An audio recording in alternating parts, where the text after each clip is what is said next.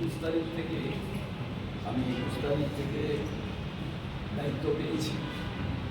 তারপর থেকে প্রত্যেক দিন প্রায় আমি 1000 জন মানুষের সঙ্গে কথা বলছি। স্বাভাবিকভাবেই তারপরে তো বাই ইলেকশনের মিটিং ছিল, এগুলো একটা বিষয় ছিল। মানে আমি 2টো পর্যন্ত ফোন ধরছি আর বিসিসি অফিসে লাগাতার, আর আমাকে একটু বেশি বোঝাতে হচ্ছে। তার কারণ আমি সভাপতি হওয়ার পর কেন আমি সভাপতি হলাম, কেন আমাকে সভাপতি করল, আমি সেটাই নিজে জানি। এখানে পরে তো আমি আসছি, এখানে আছে প্রদীপ চ্যাটার্জি মহাশয়, জয়ন্ত দাস মহাশয়, প্রদীপ তরফদার, দিলীপ চ্যাটার্জি, প্রশান্ত বাগচি, আশরাফুল হক, আমার সঙ্গে এসছে মানুষ সরকার ও এআইসিসির মেম্বার, বাসুদেব গোস্বামী, সুমিত্রা মোদী, সুপ্রিয় ঘোষ, শেষচন্দ্র সিনহা রায়, মণিরূপা মণ্ডল, এছাড়াও আলিপুরবাগ দেবেন্দ্র বসুমল্লিক, ক্যান্সার বোর্ডের প্রশান্ত বাগচি, আগে আমি নাম বলেছি, বারিকপুর আব্দুল রশিদ, হাওড়া আরিফ খান, এবং আমার সঙ্গে অভিলেষও আছে। মানে যেহেতু কৃষি থেকে এসেছি, অনেকেই আমার পরিচিত। এখানে আমার এক সহপাঠীও আছে, আপনাদের সামনে বক্তব্য রেখেছে, আমরা একসঙ্গে পড়তাম। এবার বিষয়টা হলো, আপনাদের সঙ্গে আমার প্রায় অনেকেরই ব্যক্তিগত পরিচয়, রাজনীতির ক্ষেত্রে একসঙ্গে পথ চলা, এগুলো তো আছে। দেখুন, যে কোনো প্রফেশন, তাদের প্রফেশনাল অ্যাটিটিউডটাই হচ্ছে গুরুত্বপূর্ণ বিষয়। আর এখানে রাজনীতি কি এখন এটাই একটা প্রফেশন? লয়ার, ডাক্তার স্যারের সঙ্গে আমি করেছি। লয়ার আপনারা তো অনেক বেশি পরিচিত। আবার আমি মাধ্যমিক পাস করেছি, আমার সব বন্ধুরাই ডাক্তার। তো এই টোটাল পরিবেশে আমার মনে হয়েছে এটা একটা প্রফেশন, যারা যুক্ত বিভিন্ন প্রফেশনের সঙ্গে। আর এই সমস্ত প্রফেশনের উপরে আজকের যে রাজনীতি, এটাও কিন্তু আজকের দিনে একটা প্রফেশনে হিসাবে দাঁড়িয়েছে, যাতে লিগাল কোনো, যতক্ষণ না রিপ্রেজেন্টেটিভ কেউ হচ্ছে, নির্বাচিত কোনো প্রতিনিধি হচ্ছে, ততক্ষণ পর্যন্ত তার লাভ পাওয়ার কোনো জায়গা বা তার ইনকামের কোনো জায়গা। বাকিটা হচ্ছে আইদার অন্যভাবে ইনকাম করো, আর নচে তোমাকে ফ্রি সার্ভিস দেওয়ার বিষয়টাকে ভাবো।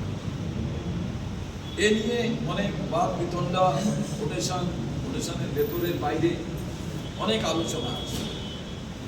আমি এসবে না গিয়ে শুধু আমি এটুকু আপনাদের কাছে বলার জন্য আজকে বিজয় সম্মেলনী, তারপরে আপনাদের দীপাবলি কেটেছে, ছত্রিশগড় কেটেছে, কলকাতায় জগদ্ধাত্রী, সমস্ত কিছু বাদ দিয়ে আমি সভাপতি হয়েছি। আমার প্রাইমারি কাজটা হলো,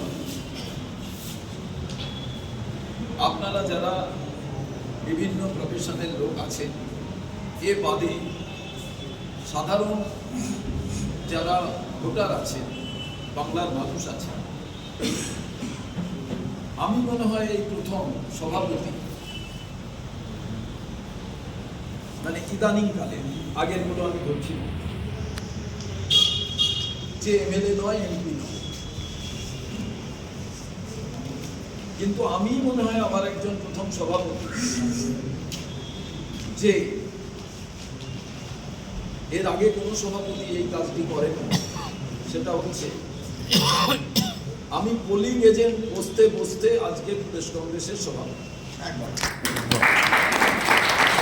এখানে সমস্যাটা এই জায়গায় যে আমার প্রথম পোলিং এজেন্ট বসা, আপনাদের এই প্রফেশনের লোক, আমারও ভাই রিজু ঘোষালের বাবা বরানগরে দাঁড়িয়েছিলেন, আমি গ্রাম থেকে কলকাতা এসেছিলাম। অজয় ঘোষালের নির্বাচনে 11 ক্লাসে পড়ি, আমি জোর করে পোলিং এজেন্ট হয়েছিলাম, প্রচুর মার খেয়েছিলাম। মার খাওয়ার পর বাড়ি চলে এসেছিলাম। আমি ওই দিন জানতাম একটা ফর্ম যারা পোলিং এজেন্ট বসে তাদের সঙ্গে করে একটা ফাইল নিয়ে যেতে হয় এবং ভোট শেষে হওয়ার ঠিক আগে ওই ফর্মগুলো প্রিজাইডিং অফিসারের থেকে স্ট্যাম্প মেরে নিতে হয়। এরপরে আরো আমি পোলিং এজেন্ট বসেছি। সেই পোলিং এজেন্ট কোথায় বসেছি? প্রদ্যুৎ গুহ পার্লামেন্ট লড়ছে বর্ধমানে নারী কলোনি বলে একটি জায়গা আছে, অনেকে চিনবেন। সেই নারী কলোনিতে তখন এখানকার লোক ওখানে পোলিং এজেন্ট বসতে পারতো, যেটা এখন আছে। আমি বসেছি, আমাকে বলা হয়েছে না যাতে আমি উঠে আসি। এবার আমি এইগুলো কেন বলছি, এর পেছনে কারণ আছে। এইবার আমাকে কিছুতেই মারছেও না, তুলতেও পারছে না। তখন বামফ্রন্টের জামানা।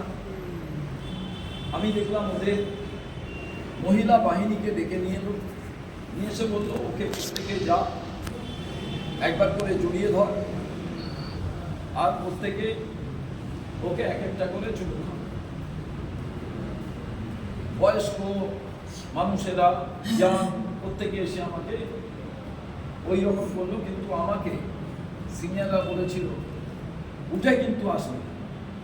আর উঠে যাওয়ারও কোনো জায়গা ছিল না, কারণ একে আমি চিনি না, দ্বিতীয় জিনিস আমাকে ওখান থেকে রেস্কিউ করে কে নিয়ে যায়। কিন্তু দিনের শেষে আমি একটা ফর্ম নিয়ে কিন্তু পার্টি অফিসে ফিরেছি। পরে তো পুলিশ বার হয় পার্টি অফিসে, ওই ভোট কেন্দ্র থেকে নিয়ে যেতে হয়েছিল। কেন আমি এই গল্পটা আপনাদের কাছে বলছি? আমি ছাত্র পরিষদের সভাপতি হয়েছি বলছিলেন এখানে। আমি কলেজের নির্বাচনের ফর্ম ফিল আপ করেছি। নিয়ম কানুন জানতে হয় যে কেমনভাবে নির্বাচনে ছাত্রদের লড়াতে হয়, ফর্ম কিভাবে বাতিল হয়ে যায়, কারা কারা নির্বাচনে লড়তে পারে তার নিয়ম কি, কেন লোকে বলে ছাত্র পরিষদ থেকে উঠে আসা ছেলেরা নেতা কি করে হয়।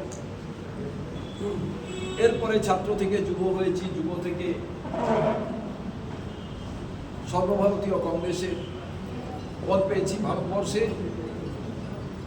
পশ্চিমবাংলা থেকে মনে হয় আমি এখনো পর্যন্ত একজন যে সারা ভারতবর্ষের দিল্লির 3টে দপ্তরের চেয়ার আমি বসার সুযোগ পেয়েছি, যা প্রণববাবুও পাননি, প্রিয়রঞ্জন দাসবংশীও পাননি, অন্য নেতাদের কথা তো ছিল।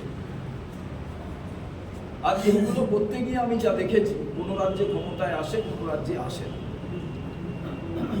আমি সভাপতি হয়ে যাওয়ার পর 6টা বাই ইলেকশন ছিল। আপনারা আইনে, তাই ব্যাখ্যাটা আমি দিচ্ছি আপনাদের কাছে। আপনারা অনেকে আজকে এসছে, আমরা দুর্বলটা কেন এটা বলার জন্য আমি আইনের ব্যাখ্যা, বাকি ব্যাখ্যা কিছু দিতে চাই না। কারণ আমার মনে হয়েছে যে কমান্ডার হিসাবে যিনি লড়াই করেন তার সৈন্যদের বলে দেন এতটা কার্তুজ আছে, এতটা বারুদ আছে, এতটা খাবার আছে, এতটা জল আছে, অতএব তুমি কতক্ষণ পর্যন্ত লড়তে পারবে, কেমনভাবে লড়তে পারবে। ঠিক একই পদ্ধতি এই 6টা বাই ইলেকশনে আমার কাছে বিভিন্ন রাজ্যে আমি নিজে ভোটে জিতিন, আমি বেশিরভাগ নির্বাচনে লড়িও। আমি একবার নির্বাচনে লড়াই করেছিলাম 2000 সালে ছাত্র পরিষদের সভাপতি, পার্লামেন্ট লড়াই করেছিলাম গীতা মুখার্জি মারা যাওয়ার পর। প্রথম পশ্চিমবাংলার ইতিহাসে আমি 16টা গাড়ির ইন্স্যুরেন্স করে সেই গাড়িতে আমাদের কর্মীদের নিয়ে যেতাম, কারণ প্রত্যেক দিন ওখানে মানুষ মারা যেত। সেটার নাম ছিল পাঁশকুড়া লাইন। আমার চোখের সামনে 9 জনকে মেরে ফেলা হয়েছিল। তাই আমি 6 দিন মে মাসে জল না খেয়ে আমি আমরণ অনশন করেছিলাম। নির্বাচনের সময় আমি 9 দিন হাসপাতালে ভর্তি ছিলাম, তবে থেকে আমাকে কিডনির ওষুধ এখনো পর্যন্ত খেতে হয়। আমি সেদিন দেখেছিলাম যে কেমনভাবে এই যে নির্বাচন, এটা কেউ মানুক আর না মানুক, সবগুলোই কিন্তু একটা পদ্ধতি। কেউ যদি কমার্স পড়েন, খুব বেশি বুদ্ধির প্রয়োজন নেই। অ্যাকাউন্টেন্সি করতে গেলে কোন দিকে এক্সপেন্ডিচার, কোন দিকে ইনকাম, যে খুব ভালো প্র্যাকটিস করে সে যেমন করতে পারে। রাজনীতিটাও কিন্তু ওই রকম একটা জিনিস, সেটা হচ্ছে আমি এর সঙ্গে কতটা লেগে আছি। তো সেদিন সেই নির্বাচন করতে গিয়ে আমি যা যা দেখেছিলাম, পরবর্তী ক্ষেত্রে আমি এইগুলোই অন্য রাজ্যে ইমপ্লিমেন্ট করে আমি অনেক রাজ্যের মুখ্যমন্ত্রী তৈরি করেছি। ছত্তিশগড়ের ভূপেশ বাঘেল, তাকে সভাপতি বানিয়েছিলাম, মুখ্যমন্ত্রীও বানিয়েছিলাম, আমি অবজারভার ছিলাম। অনেক জায়গার এমপি এবং আমার রাজ্যে যারা অবজারভার হয়ে এসছে তাদেরও অনেককে বানানো, এবং এখনও ভারতবর্ষে যারা পার্লামেন্টের ভেতরে চিফ হুইপ থেকে শুরু করে তাদের আমি ব্লক থেকে এইরকম মিটিং থেকে আমার মনে হয়েছে উনি খুব ভালো, ওই ছেলেটি খুব ভালো, আমি তাদের চুজ করেছি। কিন্তু একটা জিনিস, পশ্চিমবাংলায় যারা নেতা ছিলেন আমাদের, খুব বড় নেতা, আর এই নেতাদের আমি প্রত্যেকে দেখেছিলাম যে আমি বড় নেতাদের গাড়িতে করে যেতাম জেলায়, সব নেতার নামে জয়ধ্বনি হতো। প্রত্যেকের জেলায় একজন করে একেবারে খুব ঘনিষ্ঠ লোক থাকবে, তারা তাদের গাড়িতে নিতেন, তারাই হোটেল ঠিক করতেন, স্টেশন থেকে জিন্দাবাদ হতো। আমি ভাবতাম যে রাজ্য দপ্তর বাদে প্রত্যেকের ড্রয়িং রুম খুব ভালো, এবং রাজ্যে এই টোটাল জায়গাটা একটা টিম নেই, প্রত্যেকের একটা ছোট ছোট গ্রুপ, এবং সেই গ্রুপগুলো খুব শক্তিশালী। কিন্তু আলটিমেটলি এই গ্রুপগুলো কিন্তু টিকল না। মমতা বন্দ্যোপাধ্যায়ের এক ঝটকায় সব গ্রুপগুলো কিন্তু এলোমেলো হয়ে গেল। আমরা ভালো বলি আর খারাপ বলি, যাই বলি না কেন, আমি দেখলাম এটা। আমি দীর্ঘদিনের রাজনীতিতে দেখলাম যিনি প্রদেশ সভাপতি হন তিনি ত্রাণ গুছিয়ে চলে যান, নতুন যিনি সভাপতি আসেন আরেকটা নতুন ত্রাণ কিনে নিয়ে আসেন। তার সময় যে লোকগুলো ছিল সেগুলো বাতিল হয়ে যায়, নতুন লোক আসে, আবার তিনি চলে যান, আরেকজন নতুন দল আসে, ওরা 5 বছর অপেক্ষা করে থাকে।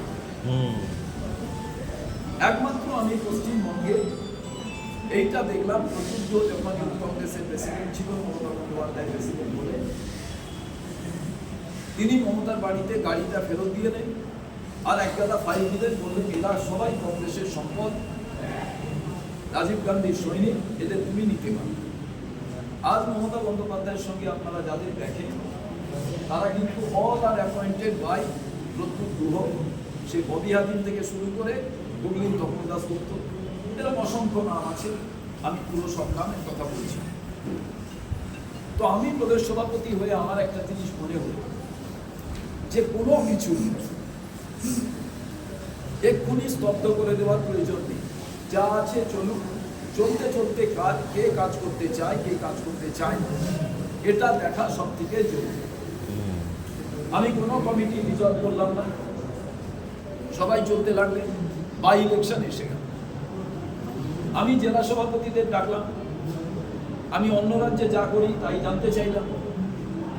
বললাম আমার রাজ্যে কটা ব্লক আছে, কতগুলো বুথ আছে, কতগুলো অঞ্চল আছে, আপনারা প্রত্যেকে কোনো না কোনো অঞ্চল কোনো না কোনো মধ্যে থাকেন। আমাকে কোনো জেলা সভাপতি আমায় বলতে পারলেন না যে আমাদের কাছে অঞ্চল নেই, আমাদের কাছে বুথ নেই। আমি বললাম কেন? আমাদের সাংগঠনিক ব্লক 541টা। বললো ওগুলো আছে, কিন্তু অঞ্চল আর বুথ নেই। বললাম তাহলে হবে কি করে? বললো অঞ্চল বুথ কি করে থাকবে? আমরা এক একটা বিধানসভায় 11 বছর 19 বছর 20 বছর ধরে লড়াই করিনি। আমাদের সিম্বলই ওখানে লোকেরা প্রায় ভুলে গেছে। আমি ভাবলাম ভয়ঙ্কর বিষয়। প্রত্যেকের মতামত নিলাম, প্রত্যেকেই বললেন 6টা বিধানসভা কেন্দ্রে আমরা একা লড়তে চাই। আর আমি যেদিন থেকে এলাম সভাপতি হয়ে, বাংলায় একটা পারসেপশন চলল। সমস্ত বড় সাংবাদিকরা তারা বললেন তুমি কি করতে চাও, আমার সঙ্গে বসো। আমাকে দিল্লি একটা কথা বলে দিয়েছিল, তোমায় পাঠানো হচ্ছে ডান হাত বাঁ হাত ধরার জন্য নয়। ঠিক। এই জবে আমায় সভাপতি করে তার ঠিক 1 মাস আগে, যা সাধারণত এআইসিসিতে হয় না, আমি 2018 সালে এআইসিসি সেক্রেটারি ছেড়ে চলে এসেছিলাম। কারণ আমি শ্রীরামপুরে 65,000 ভোট পেয়েছিলাম, 4,500 ভোট পেলে জিততে পারতাম। যে ওই কনস্টিটুয়েন্সিটা আমি নার্সিং করব, আমি বাইরে টাকা খরচা করে কোনো লাভ নেই। আমাকে আবার এআইসিসি সেক্রেটারি করা হলো নর্থ ইস্টের দায়িত্বে। বললো নর্থ ইস্ট খুব উত্তাল, ওখানে তোমায় পাঠানো হচ্ছে। আবার ঠিক 1 মাসের মধ্যে আমাকে এখানে পাঠানো হচ্ছে। আমি বুঝতে পারলাম না। আমাকে শুধু বলা হলো যে তোমার ডান দিক আর বাঁ দিক দেখার প্রয়োজন নেই, ঠিক। কংগ্রেসটাকে কি করে শক্তিশালী করা যাবে এটাই তোমার একমাত্র কাজ। কংগ্রেস যাতে রাস্তায় থাকে, কংগ্রেস যাতে একেবারে বুথ স্তর পর্যন্ত, যে আমার কংগ্রেসের কর্মী ওখানে আছে, এটা তৈরি করার দায়িত্ব তোমার। এর বাইরে কিন্তু কোনো দায়িত্বের বিষয় নয়। তাই আমাকে কেউ যখন প্রশ্ন করে যে কার সঙ্গে জোট হবে, আমি বললাম আমি জানি না। কেউ বলেন ডান দিক ধরবে হাত না বাঁ দিক ধরবে, আমি বললাম আমি জানি না। স্বাভাবিক আমি হয়ে গেলাম সফটলাইনার, যে যার মতো তাদের অ্যানালাইসিস করা শুরু করলেন। দিল্লির আমাকে আমার নেতারা যারা আমায় পাঠিয়েছেন তারা শুধু বললেন যে রাজনীতি করার ক্ষেত্রে রাজনীতির লোক হিসেবে ন্যারেটিভ ক্রিয়েট করা রাজনৈতিক নেতার কাজ। অন্য কেউ ন্যারেটিভ ক্রিয়েট করে দেবে, সেই ন্যারেটিভে তুমি চলবে, এটা তোমার কাজ নয়। আর সেদিন থেকে আমার সিদ্ধান্ত হলো দলটা কি করে শক্তিশালী করা যায়, এবং সেই শক্তিশালী করার ক্ষেত্রে বর্তমান পরিস্থিতিতে আপনাদের যদি কেউ জিজ্ঞেস করে আচ্ছা কংগ্রেস, হ্যাঁ আমরা প্রেজেন্ট যে পজিশন 6টা বিধানসভায় আমরা লড়ছি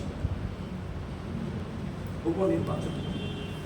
এবার দ্বিতীয় প্রশ্ন, ইন্ডিয়া ফরমেশন সারা ভারতবর্ষে আছে, তাহলে কংগ্রেসের এখানে মত কি? ইন্ডিয়া যে প্ল্যাটফর্ম তৈরি হয়েছে ভারতবর্ষের তানাশাহির বিরুদ্ধে, সংবিধানকে ধ্বংস করার বিরুদ্ধে, তার যারা বাংলায় শরিক আছে তাদের সঙ্গে আমরা পথ চলতে আগ্রহী, আমাদের কোথাও আপত্তি নেই। এটা নাম্বার 2। তৃতীয় নাম্বার, ইন্ডিয়ার কোন শরিক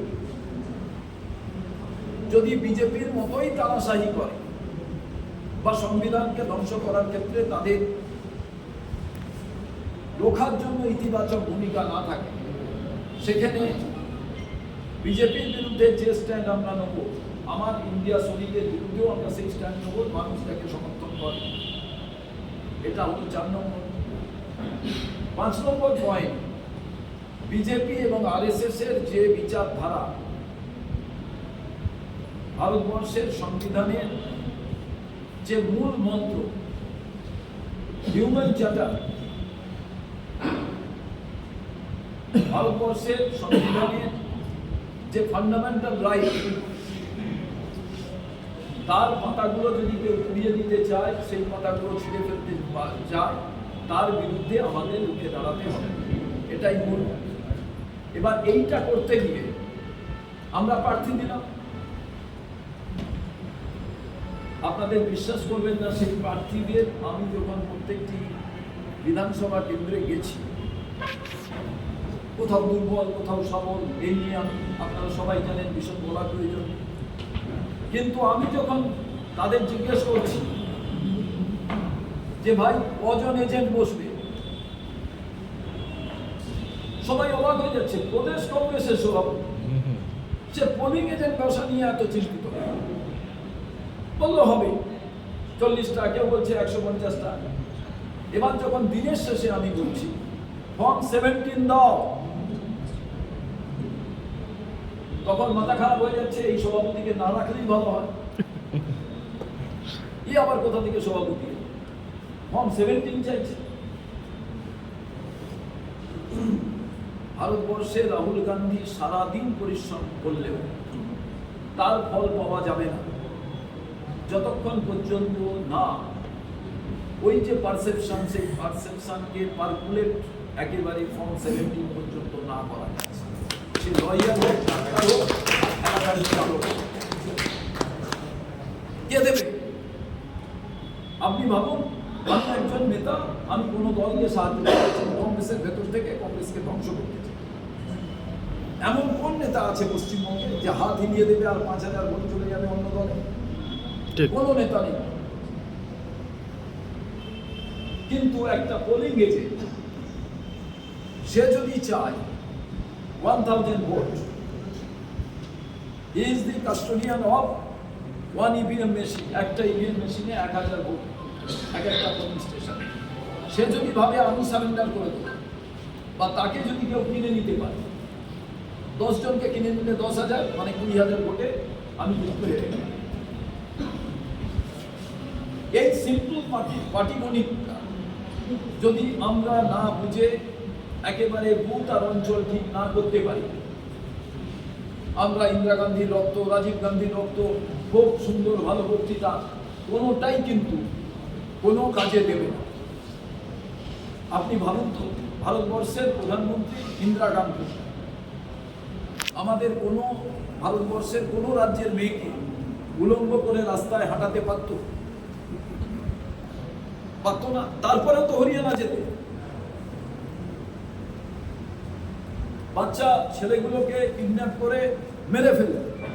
তারপরেও দেখবেন মহারাষ্ট্র আর ঝাড়খণ্ডের নির্বাচনে বিপুল গরিষ্ঠতায় তো কংগ্রেসের জেতা উচিত, বিজেপির তো হেরে যাওয়া উচিত, একেবারে কোনো সিট না পাওয়া উচিত।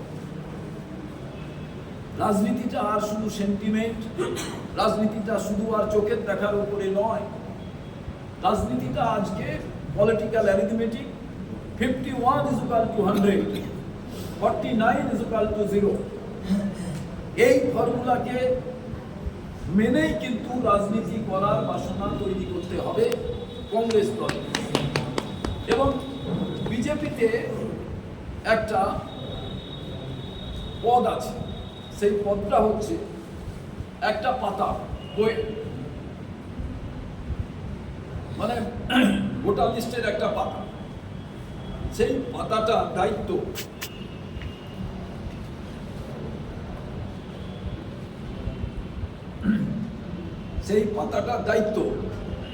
একটি লোকে। ওই পাতাটা দিয়ে কটা ভোটার লিস্টের ফ্যামিলির নাম আছে, 8 থেকে 9টা কিংবা 10টা। 1 বছর ধরে ও ওই বাড়িগুলো যাতায়াত করবে। তার নাম কি? পান্না প্রমোদ, in charge of 1 page, voter list page. সে সম্পর্ক তৈরি করছে। আমরা শুধু পাকিস্তান, আমরা শুধু হিন্দু মুসলমান, ওরা ধর্ম জাত, এই ধর্মজাত তো করছে, তা বাদে তো ফাইন্যান্সিয়াল হচ্ছে আলাদা ব্যাকিং আছে। এছাড়াও যে কাজটা করছে সেই কাজটা হচ্ছে আমরা উপরে উপরে পলিটিক্সের কথাটা ভাবছি, আমরা কিন্তু সেই ডিপ যে বিষয়টা ওই 1 বছর ধরে উনি করছেন, উনি এবার চলে গেল। এবার চলে যাওয়ার পর আরেকজন এলেন। এবার তিনি যখন ওই বাড়িগুলোয় যাচ্ছেন তখন ওই বাড়ির কোনো লোক বলছে, আচ্ছা আগের ভদ্রলোক ছিলেন, আপনি কি তার জায়গায় এসছেন?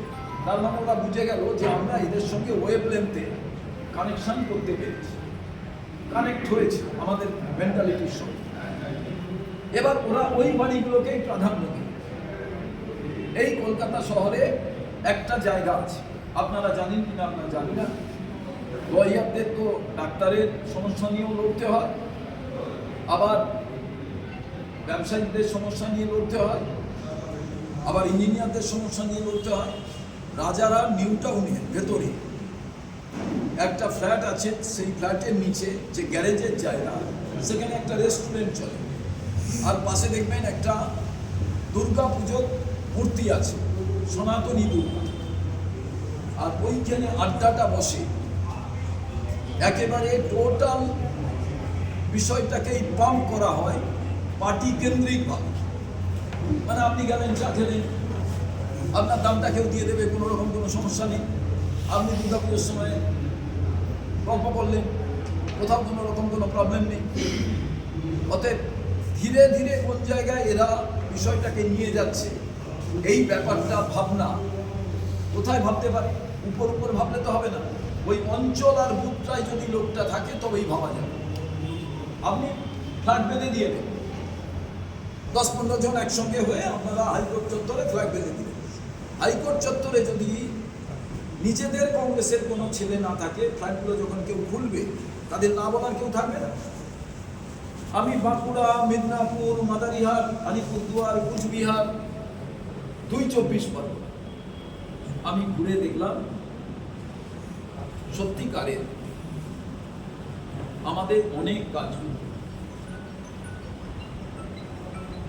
এবং শাসনে 14 সালের পর প্রথম আমি গেলাম জেলা প্রেসিডেন্ট।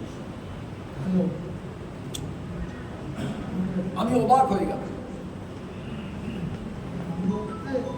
অতএব আপনি এবার আমাকে বলুন যে কোথা থেকে সমস্যাটা হচ্ছে।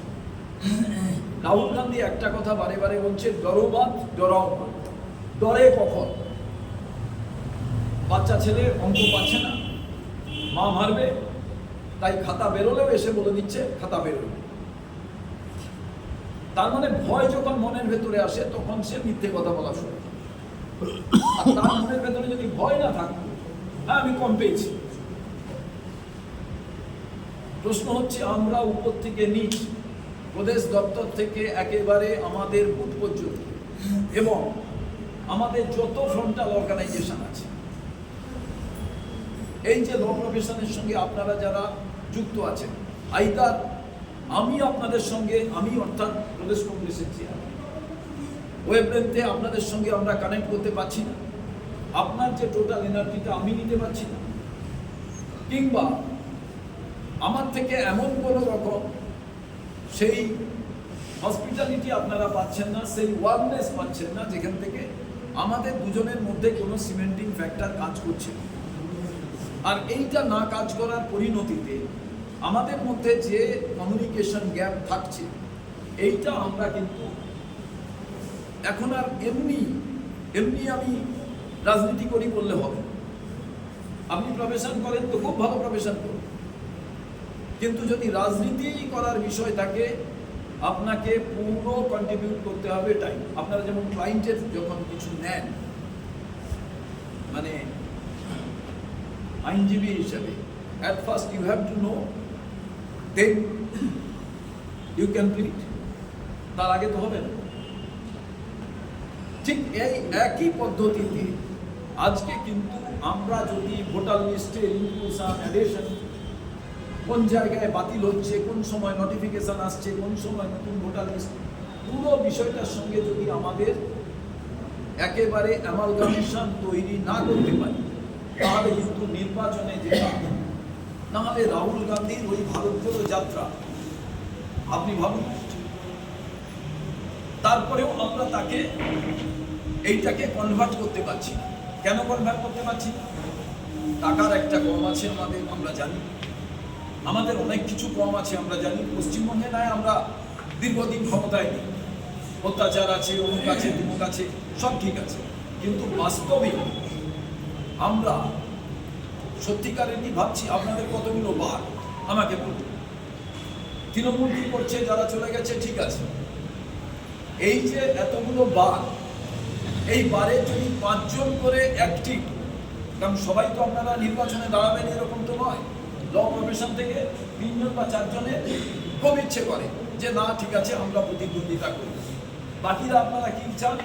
যে আমরা কংগ্রেস অর্গানাইজেশনের সঙ্গে আছি, কংগ্রেস আমাদের সম্মান দেবে, আমরাও প্রত্যেকটা জায়গায় নিজেদের পার্টিসিপেট করব। যখন পার্টিসিপেট করতে যাব তখন যাতে আমাদের কোনো মেম্বার সেখানে নেগলেক্ট না হয়। এবং এটা করতে গেলে কি প্রয়োজন? ধরুন আমি পাজামা পাঞ্জাবি পরে আসি, আমি দুম করে যদি প্যান্ট শার্ট পরে আসি, আমাকে আইডেন্টিফাই করতে একটু অসুবিধা হবে। প্রত্যেকদিন যদি আপনাদের সঙ্গে আমাদের মিল না হয়, আর আপনারা যারা আছেন সবাই, আমার এখানে একটা মানে একটা অফিস কাম চেম্বার আছে, তার পাশে আমার তৃণমূলের এক ভাইয়ের চেম্বার আছে। আমি দেখি ভর্তি ওর কাছে ছেলেরা বসে থাকে। আমি যখন আসি আমি হাসতে হাসতে বলি কি রে, তো অর্ধেক বসে থাকে প্যানেলে কি করে ঢুকবে। তার কারণ এটা বাস্তব, যারা নতুন প্র্যাকটিস করতে আসছেন, পারিবারিক যদি ল প্রফেশনে না হয়, তার পক্ষে কেস পাওয়া সমস্ত কিছুটা একটা খুব অন্তরায় বিষয়। এবং সেই ক্ষেত্রে তারা যারা ইনভলভ হন, তারা বাধ্য হন যে ওই প্রফেশনে আমি এমন একটা জায়গায় থাকি যাতে আমারও সরকারি, যেমন স্কুলের টিচার হলে বেশি টিউশন পাওয়া যায়, প্রাইভেট হলে অত টিউশন পাওয়া যায় না। এবার কিন্তু তারপরেও একটু আগে আমাকে বলা হচ্ছিল যে স্টেটের লসের তারপরে যে কমিটি, আমি দেখলাম আমার পরিচিত ছেলেরা দিনহাটা কোর্টে, তারা, আমি কুচবিহারে যখন প্রচারে গেলাম সেটাই, তারা অর্ধেকের তৃণমূলের সঙ্গে যুক্ত হয়ে গেছে। তারা আমার সঙ্গে দেখা করতে, তখন বললো যে সবাই যে আমরা প্যানেলের নাম ঢুকবে বলে গেছি তা নয় কিন্তু বাবা। তার কারণ হচ্ছে তোমাদের কিন্তু রেগুলার ওয়েতে মিটিং হয় না। ঠিক। এক, আমাকে বললেন, সত্যি মিথ্যে আমি জানি না। দ্বিতীয় জিনিস বলল যে এর সঙ্গে কথা বললে ও রেগে যাচ্ছে, ওর সঙ্গে কথা বললে ও রেগে যাচ্ছে, অথচ কিন্তু আমার তো প্যানেলে নাম ঢোকাবার কংগ্রেসের নেতাদের ক্ষমতাও নেই। আবার তো ক্ষমতা নেই, তারপরেও তাদের রাগ।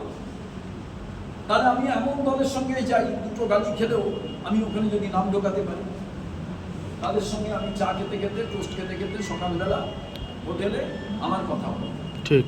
আমি আপনাদের কাছ থেকে এটুকুই খালি চাই, প্রদেশ কংগ্রেস সভাপতি আমি ভুলে যাব, আমি আপনাদের একজন, এটাকে ভাবুন। এবার ভাবুন, আপনারা সবাই নমিনেশন চান, কংগ্রেসের কাছে এরকম নয়। আপনারা কি চান?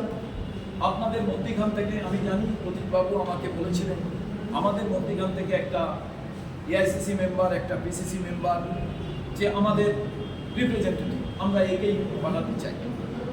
সেটা হয়তো হয়নি। আমি আপনাকে এটুকু কথা দিতে পারি যে আগামী দিনে পশ্চিমবাংলার কোনো বড় সিদ্ধান্তের ক্ষেত্রে সমস্ত সেলের রিপ্রেজেন্টেটিভরা তারা উপস্থিত থাকবে। যদি কোনো বড় আন্দোলন বা কোনো ক্ষেত্রে এইরকম হবে না। আজকেও আমি একজনকে বলেছি, আপনাদের সামনে আমি বলে যাচ্ছি, রেসে পরে জানাবো। সেটা হচ্ছে বহুদিন যাবৎ আমাকে সবাই বলছে কলকাতা শহরের জমি, মানে এই যে কসবাকাণ্ড নিয়ে কিন্তু ভাববেন না, কলকাতা শহরের জমি থাকে দিল্লিতে, এখানে জমি আছে, জাল সই করে তার জমি বিক্রি করে দিয়েছে। এই জন্য আমার কাছে বহু মানুষ তারা এসে, এবং আপনারা মজাদার ব্যাপার শুনুন, আমার লেটার বক্সে ফেলে দিয়ে গেছে 3টে চিঠি। যে জিনিসপত্রের দাম বৃদ্ধি হয়েছে, আপনারা কিছু বলুন, চুপ করে আছেন কেন? একটা চিঠিতে লিখেছে, আরেকটা চিঠি লিখেছে। আজকে বাজার করতে গেছিলাম, আমি দোকানদারকে বললাম একটু কমাও, বলে কিনতে হবে না, বাড়ি চলে যাবে। বললো সম্মানও জ্বালানো। এবার ফিরে যখন আসছি, যে দেখো কি মুখের ভাষা, তাকে যখন বললাম, সেই দোকানদার বলছে, হ্যাঁ ভাষা তোর ভালো বলবো, এখানে টাকা দিয়ে বসতে হয়, আবার টাকা দিয়ে উঠে যেতে হয়। তার মানে লোকাল লোককে টাকা দিয়ে বাজার বসতে হয়। তো আপনারা কিছু বলুন। এটা আরেকটা চিঠি, জিনিসপত্রের কেন দাম বৃদ্ধি হচ্ছে। আমি এবার বিসিসিতে সবার সঙ্গে বসে সিদ্ধান্ত নিলাম যে বাজারে বাজারে আমরা বিক্ষোভ দেখাবো জিনিসপত্রের দাম বৃদ্ধির প্রতিবাদ। এবং আপনি অবাক হয়ে যাবেন, কৃষ্ণনগরে দাঁড়িয়ে থেকে যখন আমি থানা ঘেরাওয়ের ডাক দিলাম, এসপি খুব বাজে ব্যবহার করলো। একটা সুন্দরী মেয়েকে পুড়িয়ে দিয়েছে, তার আগের ছবি এবং পোড়া ছবি দেখে সিদ্ধান্ত নিলাম যে না, থানা ঘেরাও কর্মসূচি। কত বছর পরে একসঙ্গে থানা ঘেরাও হলো শুনলেন? প্রায় 19 বছর পর থানা ঘেরাও হলো একসঙ্গে। এবং যেমনভাবে আমি কোনো মিডিয়াকে বলি, মিডিয়ারা নিজেদের মতো করে তারা দেখিয়েছেন, যেমনভাবে 1 জানুয়ারি রাতের বেলা 31শে ডিসেম্বর কাটলে ফ্রান্স, জার্মানি, জাপান, ইংল্যান্ড একসঙ্গে, আসানসোল, দুর্গাপুর, কলকাতা, ডায়মন্ড হারবার, প্রত্যেকে আপনারা দেখেছেন। এখানে তাদের প্রতিনিধিও আছেন, সেই চ্যানেলও দেখিয়েছে। আমরা গিয়ে বলি, তারা দেখিয়েছেন, কারণ মানুষের চাহিদা, তারা এটা করেছেন। পরের দিন আমি দেখি লেটার বক্সে একটা চিঠি, আরে জিনিসপত্রের দাম বলুন, দামের কথা বললেন, ওষুধের কথাটা তো বললেন না। ওষুধের কত % দাম বেড়েছে? হার্ট রিলেটেড ওষুধ 4 টাকা থেকে 6 টাকা বেড়ে গেছে। তারা সব লিস্ট করে দিয়ে যাচ্ছে। কারা দিয়ে যাচ্ছে, কেন দিয়ে যাচ্ছে? আমি পিসিসিতে নিয়ে এসে দেখিয়ে বললাম যে ওষুধ তো একসঙ্গে করা যাবে না, জিনিসপত্রের দাম বৃদ্ধি মানে ওষুধের একসঙ্গে কি করে করবো? ঠিক একইভাবে কোনো সরকারি অফিসার আমাকে বলছে যে আর চাকরি করতে ভালো লাগছে না, দালালরা সমস্ত জমি তারা অন্যের নামে রেজিস্ট্রি করিয়ে দিচ্ছে, আমরা বুঝতে পারছি, কিচ্ছু করার থাকছে না, এটা নিয়ে কিছু করে। বিএলআরও ডিপার্টমেন্টে বিক্ষোভের বিষয়। আমি আগামী দিনে এটাই সিদ্ধান্ত নিয়েছি, দল জিতবে হারবে এটা তো একটা 2026 আমাদের মিশন থাকবে, ওটা তো একটা লড়াই। কিন্তু মানুষ যাতে প্রত্যেক দিন বেরিয়ে ভাবে যে না, কংগ্রেস আমাদের জন্য কিছু বলছে। একদম। আমি প্রদেশ কংগ্রেসে বড় একটা মিছিল করলাম, আমার সামনে পেছনে প্রচুর লোক। এবার এই প্রচুর লোক যখন আমার সামনে পিছনে থাকলো, আমার ছবি হয়ে যাবে, ফেসবুকে আমার ছবি হবে, এবং আমরা রিপোর্টারদের একটু তো ধরাধরি করে আমার নামটা দিয়ে দাও, আমার একটু ছবি দাও, বুঝলে আমার নাহলে চাকরি থাকবে না, করে একটা ছবি হয়ে যাবে। আমি 21 তারিখে সভাপতি হয়েছি, 28 তারিখে প্রত্যেক দিন লোক আসছে, মুর্শিদাবাদ থেকে অনেক মানুষ এসছে, এখানে মুর্শিদাবাদের 2 জন আছেন, বেলডাঙ্গারও মানুষ আছেন। আমাকে বললো গঙ্গা ভাঙনের যা তা অবস্থা। তাদের কাছে আমি বললাম আমি কি করবো ভাই, গঙ্গা ভাঙন, আমার তো কিছু করণীয় নেই। শুনলে আপনারা হাসি পাবে। বললো চলুন ওখানে আন্দোলন করুন। আমি বললাম ওই গঙ্গার পাড়ে গিয়ে, এর আগে আমি জয়নাল আবেদীন ছাত্র পরিষদের প্রেসিডেন্ট ছিলাম, অতীশ সিনহা, সোমেন মিত্রের সঙ্গে গিয়ে দাঁড়িয়ে দেখেছি, যেখানটা দাঁড়িয়ে আছি এর তল দিয়ে জল যাচ্ছে, হুট করে দেখা গেল পুরোটা ভেঙে চলে গেল। তো একটা বাস দাঁড়িয়েছিল, সেটা জলের তলায় চলে গেল, একটা স্কুল বাড়ি আর অনেকগুলো বাড়ি। তো ওখানে তো কিছু করার নেই, ও তো সেন্ট্রাল গভর্নমেন্টের এইরকম। হঠাৎ আমার মনে হলো, আচ্ছা কলকাতায় কিছু করা যায় না? যা চিন্তা, আমি বললাম ঠিক আছে, কলকাতায় 2 দিন ধরে আমরা অবস্থান করব। তারপরে ভাবলাম না 2 দিন নয়, 1 দিন, ঠিক পুজোর আগে। তো সবাইকে ফোন লাগালাম এবং আমরা চিন্তা করলাম যে কলকাতায় যখন এই প্রোগ্রামটা করব, উত্তরবঙ্গের কাউকে ডাকবো না, অর্থাৎ মুর্শিদাবাদ এবং মালদার কাউকে বলবো না, কারণ ওরা বলে কলকাতার কিছু হলে আমাদের লোক নিয়ে আসতে হয়, উত্তরবঙ্গের মানুষেরা লোক নিয়ে যাবে, আমাদের সমস্যার জন্য কেউ বলে না। তাই কোনো নেতাদের বলবো না, আমরা কলকাতার লোকেরা কংগ্রেস পরিবারের কেউ যদি কাঁদে তার জন্য আমরা এখানে প্রতিবাদ করব, এই বলে আমরা প্রোগ্রামটা করলাম। ভাবতে পারেন এই প্রোগ্রামটা যখন আমি করছি, আমাকে ডিপার্টমেন্টের অফিসার আইএস অফিসাররা বলছে, বরকত গনি খান চৌধুরী সভাপতি, প্রণববাবু সভাপতি, প্রিয়রঞ্জন দাসমুন্সী সভাপতি, জলসম্পদ দপ্তরের মন্ত্রী, অদিতদা দীর্ঘদিন থেকেছেন, সোমেন দা, মানস দা, প্রদীপ ভট্টাচার্য, কোনোদিন জলসম্পদ দপ্তর এবং ইরিগেশনের সামনে এই ধর্ণা কর্মসূচি হয়নি। এই কর্মসূচি আমরা করলাম, এবার বললাম দিল্লিতে আমরা যাব। তো নানা রকম বাইরের পত্রপত্রিকা, যেহেতু এটা একটা বিরাট বড় ডিজাস্টার এবং একটা ন্যাশনাল মানে জাতীয় সমস্যা, প্রচুর ইন্টারভিউ, বাকি লোকেরা জিজ্ঞেস করছে এরকম। আপনি দেখুন কেন্দ্রীয় সরকার, রাজ্য সরকার চিন্তিত হয়ে গিয়ে তারা কয়েকদিন আগে আপনারা দেখেছেন মানুষ মিয়াকে ইঞ্জিনিয়ার দিচ্ছে, ঠিক ওখানে গিয়েছিল, তৈরি হচ্ছে, মানে শুরু করার কথা ভাবছে। আমার প্রশ্ন, লোকাল ইস্যুতে যদি আপনি মনোনিবেশ না করেন, ইউক্রেনের যুদ্ধ নিয়ে কলকাতায় বললে আমার মনে হয় কংগ্রেসের পক্ষে বা ওই পাড়ার ভোট আমরা পাওয়ার ক্ষেত্রে কোথাও অন্তরায় হবে।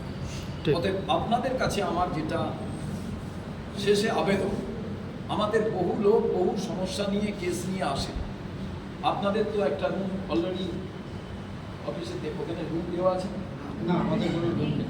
আমি চেষ্টা করব যে ওখানে আপনাদের উপরের তালাটা তৈরি হচ্ছে, আমরা দেবো। বাহ, বাহ। আর নচেত আমি যতক্ষণ না হচ্ছে আপনাদের 2-3 যারা যাবেন, আমার চেম্বার পিসিসি প্রেসিডেন্টের চেম্বারে ডাইরেক্ট আপনারা চলে আসবেন, সোফা আছে, আপনাদের সমস্যার কথা বলবেন, আপনাদের কথা আলোচনা করবেন এবং আপনাদের কোন রিপ্রেজেন্টেটিভ আমাদের যে কোনো মিটিংয়ে আপনাদের প্রতিনিধি হিসাবে তারা থাকবে এবং মতামত দেবে, আপনাদের থেকে জেনে নিয়ে গিয়ে বলবে যে না এই আন্দোলনটা করা ঠিক, এই আন্দোলনটা করা ঠিক নয়, এটা বলতে পারবে।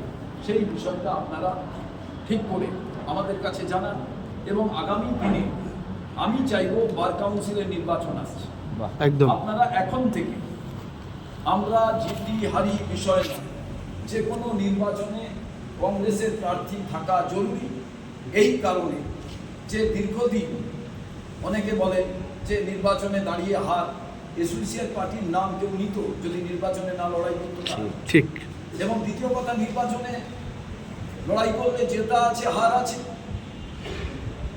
B.R. আম্বেদকর তিনিও তো নির্বাচনে লড়ে হেরে গেছিলেন এক গোয়ালা ভাইয়ের কাছে, কিন্তু তার নাম কি আমরা নিই না? নির্বাচনে হবে কি অসুবিধে আছে, লড়াই করবো, হার জিত আছে, পরে দেখা যাবে। কিন্তু যাতে আমাদের প্রতিনিধিত্ব প্রত্যেক বার থেকে আমরা যাতে বার কাউন্সিলে সঠিকভাবে লড়তে পারি, শুধু পারে লড়লাম, এরপরে জোট হবে কি হবে না আপনাদের ভাবার কোনো কারণ নেই। এবার এটাও আপনাদের কাছে আমি ক্লিয়ার করে দিতে চাই, যদিও বলাটা ঠিক নয়, সেটা হচ্ছে 2021-এ আমরা একটা সিটে লড়েছিলাম সিতাই, আর বাকি 5টা লেফট লড়েছিলাম। আমি বলেছিলাম স্টেক আমার 1, তা আমি কেন কথা বলি? কথা যদি কারণ বলা হয় যাদের বেশি স্টেক তারা কথা বলে, এটাই ছিল ফর্মুলা, এর বাইরে কিন্তু কোনো বিষয় নয়। আর আমি দেখতে চেয়েছি যে কংগ্রেসের কালকে আমি ধরে নিলাম যে 23 তারিখে নির্বাচনের ফল ঘোষণার পর আমি 500 করে ভোট পাবো, তাহলে তো আমার জানা গেল যে আমার স্টকে পশ্চিম বাংলার এক একটা বিধানসভায় আমার 500 জন লোক আছে, এর বেশি নেই। অতএব সেখানে যে নেতা বলেন দিল্লি আমাকে কি বলবে, উঁচু স্বরে কথা বলো না, তুমি 500 বিধানসভার সেই জায়গাকার সভাপতি, তাহলে আমার উঁচু স্বরে কথা বলার অধিকার নেই? তাহলে আমার কি শক্তি আছে, আমার তো এটা জানা প্রয়োজন। আপনারা তো প্রত্যেক সময় দেখেন যে ব্যাংকে কত টাকা আছে আর নিজের পকেটে কত আছে। আমি তো কিছুই বুঝতে পারছি না যে কোন জায়গায় কত আছে, কোন জায়গায় কত নেই। ঠিক। এ ব্লকের লোকেরা ও ব্লকের মিটিং হলে একসঙ্গে পৌঁছচ্ছে, তারপরে বাকি কিছু থাকছে না। এই কারণে আমি চাই সহযোগিতাটা প্রত্যেকের কাছ থেকে, এবং আমাকে প্রেসিডেন্ট হিসাবে কনসিডার করার কোনো কারণ নেই। আমার চেয়ারটাকে আপনারা সম্মান দেবেন। শুভঙ্কর আপনাদের কাছে কিন্তু আপনাদের মতো আবার যেটা ওটা সম্মানের জায়গা। আর আমার একটা স্লোগান যে আমি নয় আমরা, তার কারণ এছাড়া পশ্চিমবঙ্গ কংগ্রেসকে শক্তিশালী করা যাবে না। একদম। আর আসুন, আমার আরেকটা স্লোগান, সেটা হচ্ছে যে চলো পাল্টাই, এসো বানাই। তার কারণ আমাদের বানাতে হবে। দেখবেন আমাদের ধোয়ার কোনো জায়গা নেই। বাড়ি যদি বড় হয়, উপর থেকে জল ঢাললে বাড়িকে ধোয়া যায়। কংগ্রেস বড় পরিবার, কিন্তু কংগ্রেসের এক একটা সিঁড়ি বানাবার সময় এসেছে, কারণ সিঁড়িগুলো আমাদের সব ভেঙে দিয়েছে। ঠিক ঠিক। এটা কারণ কোনো নেতার জন্য নয়, এটা দীর্ঘদিনে রাজনৈতিক বিভিন্ন বাইনারি পলিটিক্স, বিভিন্ন ক্ষেত্রে বিভিন্ন সিদ্ধান্তের কারণ। তাই আজকে আমরা দুর্বল। কিন্তু আমার মনে হয় পশ্চিমবঙ্গবাসী তারা কিন্তু কংগ্রেসের প্রতি যথেষ্ট তাদের অভিমান আছে বলে তারা কিন্তু কংগ্রেসের প্রতি এখনো সেইভাবে সাহায্যের হাত বাড়িয়ে দিচ্ছে না, কিন্তু দিতে চান। এবং আগামী একদিন পরে 23 তারিখের সকালে আপনারাও বুঝে যাবেন যে আপনি কতগুলো লোকের সঙ্গে আপনি থাকেন। আপনি তো নিজেকে কংগ্রেস বলে এখানে আজকে হলে এসছে যে ভাই আমার সঙ্গে 5 জন আছে, আমার সঙ্গে 10 জন আছে, হোক না। আমি কোন সাবজেক্টে কত নম্বর পেয়েছি লোককে তো জানানো প্রয়োজন। আচ্ছা, লোককে জানানোর দরকার নেই, এটা নয় রাজনীতি বলে জানবে, নিজের তো জানা প্রয়োজন যে ভাই আমি বড় লয়ার হয়েছি কিন্তু আমি অঙ্কে কম পেতাম, বা আমি বাংলায় কম পেতাম। এটা নিজের দুর্বলতাটা আমি যদি না ঢেকে রাখি আর ভাবি আমি খুব বড় দল, তাহলে কিন্তু ঠিক নয়। আমরা দুর্বল আছি, সেভাবেই চলতে হবে। আর শেষ করার সময় বলি, 26 তারিখে হচ্ছে আমরা যে সংবিধান দিবস, আপনারা জানেন যে এটা দিল্লি থেকে আমাদের কাছে ইনস্ট্রাকশন আছে। এই ফটোটা, এই যে ফটোটা দেখছেন, প্রত্যেক জায়গায় রাহুল গান্ধী এই কথাটা বলছে। রাহুল গান্ধী প্রশ্ন করত, সরকার উত্তর দিত। ভারতবর্ষের মানুষ রাহুল গান্ধীকে বলল যে না, তোমাকে আমরা এমন জায়গায় পাঠাচ্ছি যে তুমি প্রশ্ন করবে, সরকার উত্তর দিতে বাধ্য থাকবে। তাই recognise political opposition party leader হিসেবে তাকে পার্লামেন্টের ভেতরে পাঠিয়েছে। আর তার আগে থেকে রাহুল গান্ধী একটা কথা বারে বারে বলছে যে সমস্ত ধর্মে যে ধর্মগ্রন্থ সেগুলো সব প্রোটেক্টেড থাকবে যদি এই গোটা বইটা প্রোটেক্টেড থাকে। এই বইটার নাম ভারতবর্ষের সংবিধান। আর তার যে শ্রদ্ধার সঙ্গে পালন করার জন্য আমরা অক্ষর জ্ঞানের জনক বিদ্যাসাগরের মূর্তি থেকে শ্যামবাজার আরজি